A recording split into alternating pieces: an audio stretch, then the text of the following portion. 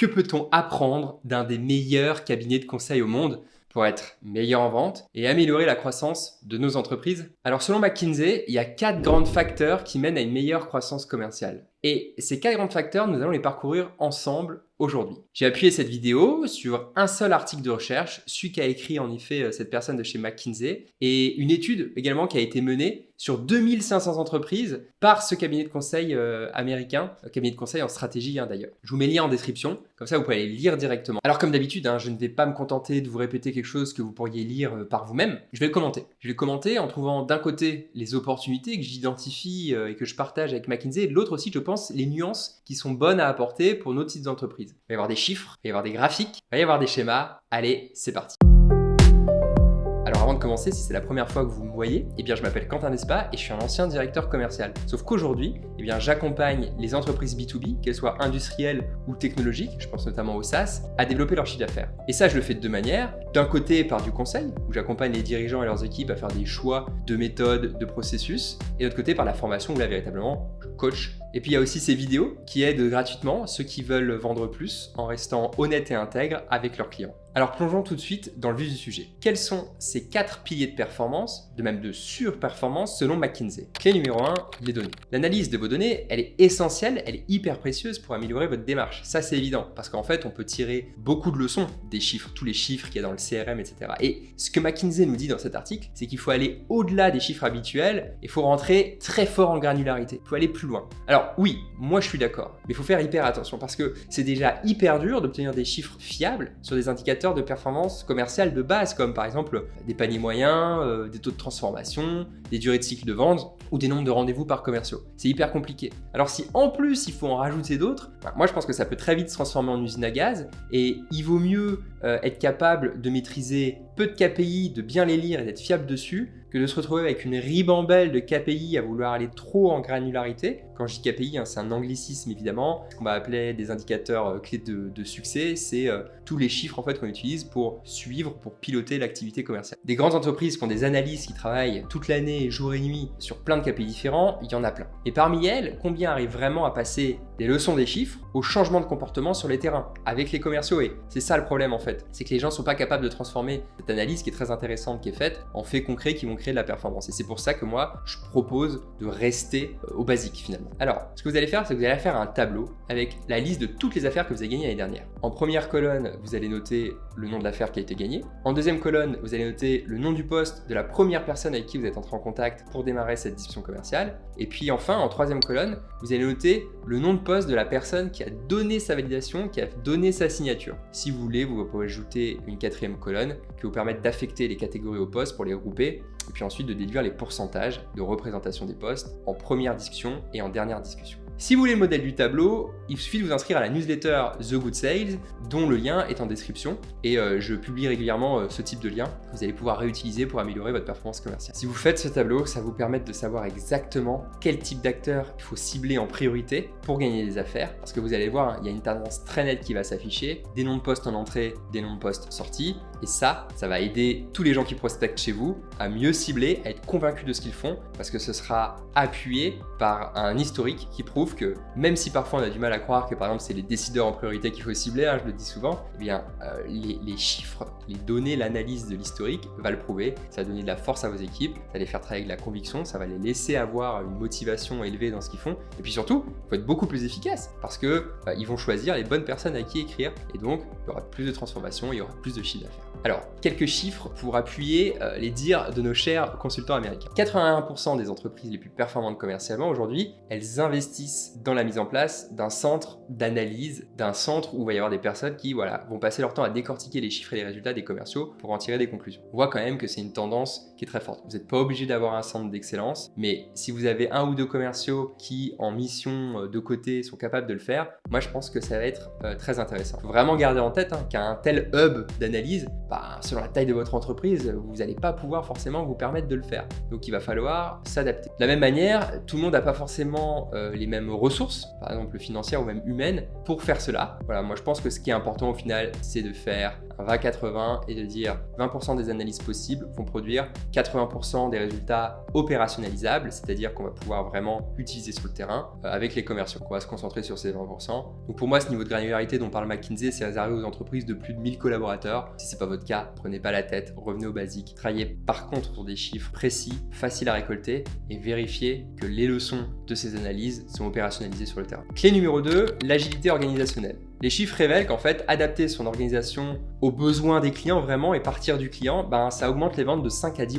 C'est quand même hyper intéressant. Pourquoi en fait? Comment ça fonctionne? En fait, la mise en place d'une plus grande agilité, elle est passée par la méthode agile. Cette méthode qui avait été lancée au début des années 2000, notamment sous l'impulsion des SaaS, c'était beaucoup les SaaS qui faisaient ça, maintenant, tout le monde l'utilise. Et moi, je suis ravi que McKinsey en parle parce que ce qu'ils disent concrètement, c'est que ce sont les commerciaux qui partent des problèmes du client, qui sont plus performants que les autres. Et ça, moi, j'arrête pas de le dire. Donc, on le savait déjà évidemment, mais je trouve ça génial d'avoir des sociétés hyper influentes qui poussent dans la même direction parce que ça va nous aider à prêcher cette bonne parole et continuer d'expliquer que les commerciaux, finalement, sont des gens qui vont partir de ce que disent leurs clients et qui vont pas forcément à tout prix vouloir servir leur soupe, la même soupe à tout le monde. Et ça, c'est hyper important. Alors, McKinsey, il parle de méthode agile. Moi, je pense que si vous voulez comprendre exactement ce que ça veut dire, je vous invite à lire l'article que j'ai écrit sur le Customer Centric Selling. Vous pouvez même lire le livre qui a le même nom, Customer Centric Selling, parce que ça va vraiment vous donner cette logique de comment on part d'un acheteur et d'un processus d'achat, d'un client pour arriver à une vente et comment votre capacité d'adaptation va déterminer votre capacité à vendre. À l'occasion, je vous ferai une grosse vidéo sur le Customer Centric Selling, je pense que c'est hyper important. Autre chiffre hyper intéressant, c'est que les entreprises qui se donnent le plus pour répondre précisément aux besoins de leurs clients, elles ont 1,5 fois plus de chances de surperformer. Évidemment, là aussi, c'est un plaisir de constater que même les chiffres qu'on sort, ils aident à faire tomber les clichés et que finalement, il faut arrêter avec cette image d'Épinal du bon commercial. Le bon commercial, dans la tête du français, faut arrêter de penser que son seul but, c'est de vendre à tout prix, de convaincre quoi qu'il arrive, convaincre son interlocuteur dans son discours et jamais l'écouter. Un des sujets concrets quand on parle d'agilité, c'est la repriorisation des comptes du pipeline. Alors le pipeline, c'est encore un anglicisme. Le pipeline, c'est finalement un flux d'opportunités, c'est la liste de toutes les affaires en cours qui vont être signées, qui viennent de démarrer en fonction de leur maturité, on peut choisir. Et cet ensemble d'opportunités plus ou moins matures, on appelle ça un pipeline. Ce que McKinsey nous apprend ici, c'est que les top performers, ils repriorisent en moyenne 47% plus souvent que les autres, les entreprises sur lesquelles ils vont travailler ou pas travailler dans leur pipeline. C'est un sujet hyper important, les règles de repriorisation. Et évidemment, c'est très important de fixer des règles de repriorisation qui permettent aux commerciaux de faire des choix et des règles de priorisation qui soient basées sur des critères qui soient objectifs, pertinents et communs à tous les commerciaux. Moi, je vois trop souvent des équipes changer de priorité juste sur un feeling commercial ou sur d'autres préférences personnelles sans vraiment rien de concret pour appuyer leurs décisions. Et je le comprends parce qu'il y a assez peu d'équipes qui ont à leur disposition un ensemble de règles qui leur permettent de décider quelle opportunité il faut faire passer avant l'autre en termes de priorité, sur quelle affaire il faut s'agiter, sur quelle affaire il faut passer du temps et sur quelle autre il faut un peu plus lâcher du lest, voire perdre afin de gagner du temps et se concentrer sur d'autres affaires. Clé numéro 3, les talents. Alors, on le dira jamais assez, mais il faut cultiver ses talents commerciaux. Une équipe de vente sans bons vendeurs, c'est rien. Une équipe de vente avec des vendeurs malheureux, c'est pas beaucoup mieux. Et je pense que c'est la raison pour laquelle les entreprises B2B qui ont les meilleures performances commerciales, ils mettent en place, et on le voit, des coachings qui sont sur mesure, des formations continues, régulières, qui leur permettent d'obtenir beaucoup plus de résultats. Et vraiment, la différence, elle est impressionnante. Parce que l'amélioration déjà de la productivité, elle augmente de 20%. Le bien-être des collaborateurs, n'en parlons pas. Et derrière, le chiffre d'affaires et la marge, le bas de bilan explose. Donc, il faut former ces managers à prendre soin de leurs collaborateurs. C'est hyper important. Et prendre soin d'eux, c'est être à leur écoute évidemment, mais ici, ce que McKinsey met vraiment en avant, c'est la partie formation et coaching commercial. Alors évidemment, je prêche ma paroisse, parce que chez Meet Your Market, on fait de la formation commerciale B2B et du coaching, donc je ne peux que dire que c'est efficace et que c'est une bonne chose pour les équipes. Mais là, ça vient pas de moi, c'est McKinsey. Ils sont pas particulièrement spécialisés en vente ou en formation commerciale et ils constatent dans les chiffres que les entreprises qui sont capables de le faire, elles ont des résultats vraiment supérieurs à celles qui ne le font pas. C'est les chiffres qui le disent. Et tant qu'on parle de formation et d'équipe, il y a un phénomène qu'on voit hyper souvent et que vous devez connaître, il faut en parler. C'est ces meilleurs vendeurs qu'on décide de passer manager. On veut les récompenser parce que ils ont eu des super résultats, mais il faut garder en tête et ne jamais oublier de former ces nouveaux managers parce que leur nouveau rôle, c'est plus de vendre là où c'était très bon. Leur nouveau rôle, c'est de s'occuper de leurs équipes. Et parfois, ça crée des catastrophes managériales qui sont durs à vivre pour les équipes, mais qui sont aussi durs à vivre pour le commercial qui était avant dans un niveau de confort et de performance qui le rendait bien et heureux, et qui se retrouve tout d'un coup sans trop comprendre pourquoi dans un rôle qui ne lui correspond plus, dans lequel il n'est plus un top performer. Donc il faut faire très attention à ça. Un excellent vendeur n'est pas forcément un excellent manager, ça ne fait pas appel aux mêmes compétences, et quand vous passez une personne d'un poste, je dirais, de production à un poste de management, il ne faut pas oublier de le former, c'est hyper important. D'ailleurs, pour le management de vos équipes commerciales, mais aussi de toutes vos équipes d'ailleurs dans l'entreprise, je recommande un excellent livre que j'ai pas encore tout à fait fini, mais que je suis en train de lire, qui s'appelle Dream Team, qui est écrit par un Français, qui est vraiment très bon et qui concentre tout un tas à la fois de concepts mais de tips très concrets qui vont vous aider à faire les bons choix de management et à comprendre comment aussi étager le management dans votre entreprise. Alors, si on revient au coaching et à la formation qui désormais sont indispensables, concrètement, moi ce que je vous recommande, c'est à minima 1 heure par semaine avec l'équipe, à exercices pratiques et des simulations.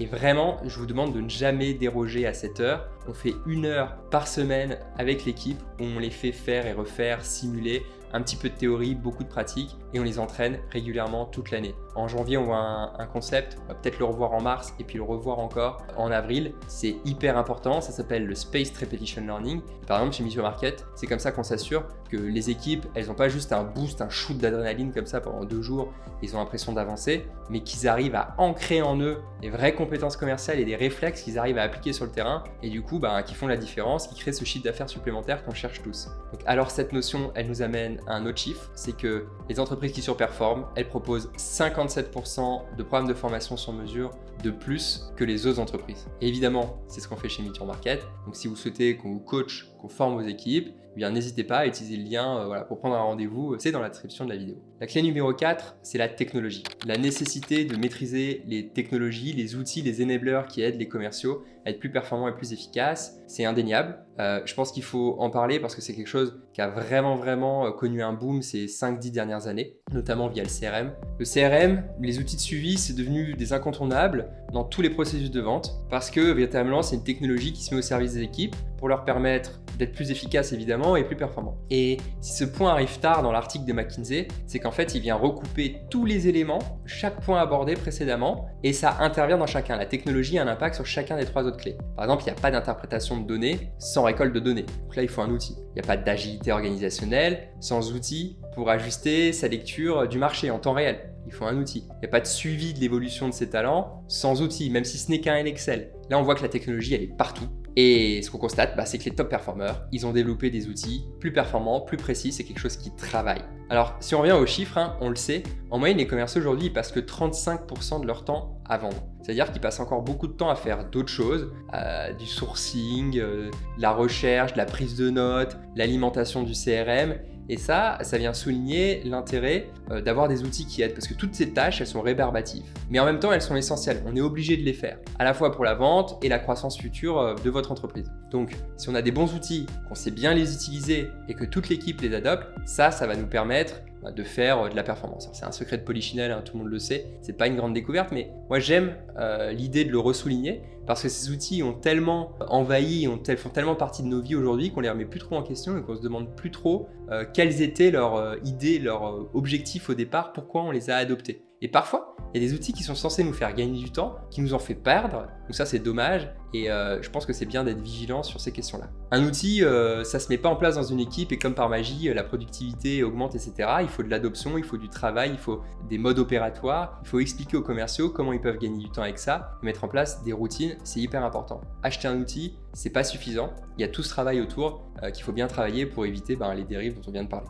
Et la preuve sans doute qui vous fera sourire à ce sujet, c'est que la plupart des commerciaux ne tiennent pas parfaitement à jour leur CRM, qui est parfois un outil pas très intuitif, un peu nébuleux, avec des fortes disparités d'utilisation. Donc, quelles que soient les raisons de cet abandon, il est toujours temps de faire machine arrière, de remettre les choses à plat et de repartir d'un bon pied pour que le CRM redevienne utile et de pilotage à leurs managers et aussi aux dirigeants. Alors pour faire partie des top performers, quelques conseils concrets. Premier conseil, structurez votre CRM autour des étapes de votre processus de vente. Une étape du CRM, une étape du processus de vente avec les mêmes noms. Deuxième conseil, rendez vos affaires auditables. C'est-à-dire qu'il faut fournir des documents, des emails, des enregistrements qui sont concrets pour passer d'une étape à une autre. Si je passe d'étape 2 à l'étape 3, il faut que j'ai une preuve de pourquoi j'ai pris cette décision, une preuve écrite. Troisième conseil, c'est de fournir les 10 commandements du CRM à votre équipe. Formalisez ces règles, faites-y participer vos équipes, ça permettra d'avoir une liste de règles qui est plus complète, mais aussi d'assurer l'adhésion, puisque si les idées viennent d'eux, ce sera beaucoup plus facile et logique à respecter. C'est comme ça que vous aurez un CRM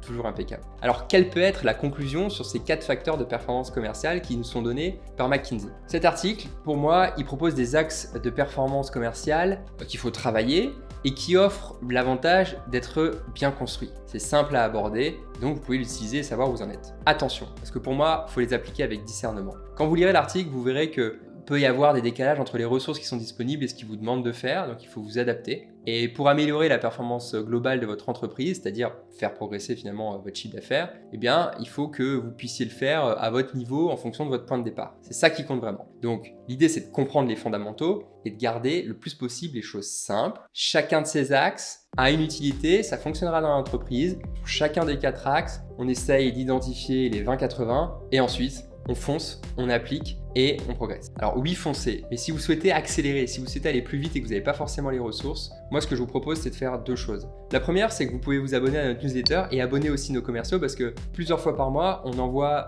des emails dans lesquels il y a des conseils pour mieux performer avec des vidéos, des outils concrets qui vont vous aider gratuitement à avoir du résultat. Et puis le deuxième, c'est d'aller dans la description et cliquer sur le lien pour prendre un rendez-vous avec nous, puisque c'est notre métier, c'est de vous aider à accélérer commercialement par du conseil et de la formation. Alors, d'ici à vous parler, je vous souhaite d'excellentes ventes et je vous dis à bientôt.